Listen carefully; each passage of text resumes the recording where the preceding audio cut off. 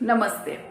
આપણે શાંતિથી સમય પસાર કરી શકીએ એટલા માટે થઈને આપણે આપણા બાળકોના હાથમાં મોબાઈલ થમાવી દેતા હોય છે। આવો જ એક સુરતનો લાલ બત્તી સમાન કિસ્સો સામે આવ્યો છે। કદાચ સાંભળીને તમારા હોશ ઉડી જશે। એક 10મા ધોરણની અંદર ભણતી નાની અમથી બાળકી મોબાઈલ ઉપર વિડીયો જોઈને ગર્ભપાત કરાવી દીધો। તમે વિચાર કરો કે એમણે યુટ્યુબ ઉપર વિડીયો જોયો, એના ઉપરથી એમણે એ ટેબ્લેટ ખરીદી કરી અને એ ટેબ્લેટ પીધી અને પોતાનો ગર્ભપાત કર્યો। ગર્ભપાત કર્યા પછી એ બાળકને લઈને એને ઝાડીની અંદર ફેંકી દીધું। હવે વિચાર કરો કે જ્યાં સુધી એમનું પેટ બહારું આવ્યું હશે ત્યાં સુધી એમના મા બાપને શું ખબર નહીં પડી હોય, એમને ખ્યાલ નહીં આવ્યો હોય કે આ મારી જે બાળકી છે એ પ્રેગ્નેન્ટ છે। એ બાળક જ્યારે લોકોને જાણ થઈ ત્યારે એ બાળકને લઈને લોકો હોસ્પિટલે લઈ ગયા અને હોસ્પિટલે એમની સારવાર કરવામાં આવી અને સારવાર દરમિયાન એ બાળક મૃત્યુ પામ્યું। હવે કેટલી નાની અમથી બાળકી જેને ફેસબુક ઉપર કે સોશિયલ મીડિયા ઉપરથી એમને કોઈની સાથે પ્રેમ થયો, પ્રેમ થયા પછી એમની સાથે શારીરિક સંબંધો બાંધ્યા અને સંબંધ બાંધ્યા પછી એ બાળકી પ્રેગ્નેન્ટ થઈ। પ્રેગ્નેન્ટ થયા પછી એમણે એના મા બાપને પણ જાણ ના કરી। અમુક મહિના વીત્યા પછી એમણે ખ્યાલ આવ્યો કે હું પ્રેગ્નેન્ટ છું અને પ્રેગ્નેન્ટ છું એવો ખ્યાલ આવતા જ એને યુટ્યુબ ઉપર સર્ચ કર્યું કે આપણે કઈ રીતે ગર્ભપાત કરવું જોઈએ, કઈ રીતે કઈ દવા લેવાથી આપણને એબોર્શન થઈ શકે। નાની અમથી બાળકીની કહાની।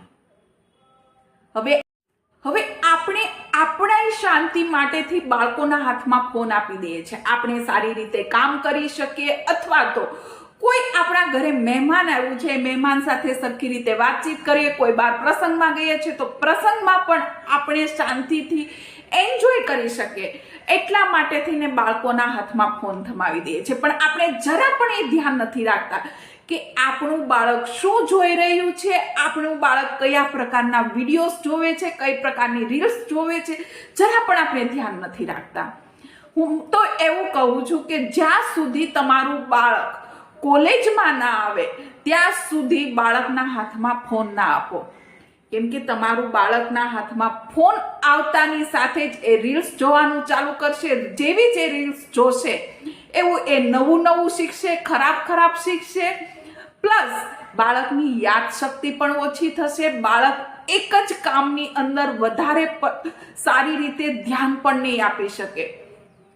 બાળકની યાદશક્તિ સાથે સાથે એની આંખો પણ ખરાબ થશે અને પ્લસ એનું માઇન્ડ તો ખરાબ થવાનું જ છે। બાળક ભણવામાં પણ પાછળ પડતું જશે।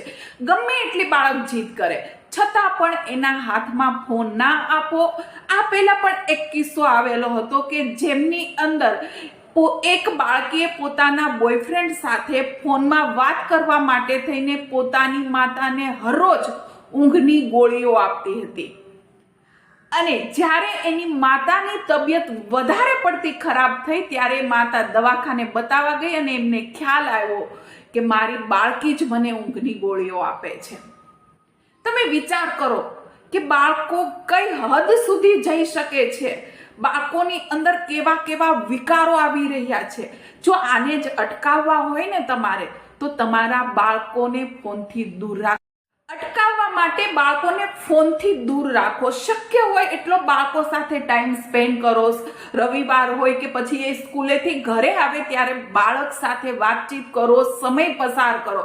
હા, ક્યારેક એમને ફોન આપો પણ એ ફોન આપતી વખતે એની બાજુમાં બેસો। એ બાળક શું જોઈ રહ્યું છે, શું કરી રહ્યું છે, ફોનની અંદર શું સર્ચ કરી રહ્યું છે એનો બધી જ માહિતી તમારે રાખવી ખૂબ જ જરૂરી છે।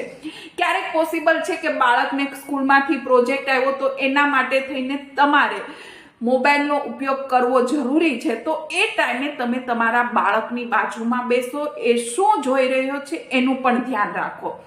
શક્ય હોય એટલો બાળક સાથે ટાઈમ સ્પેન્ડ કરો।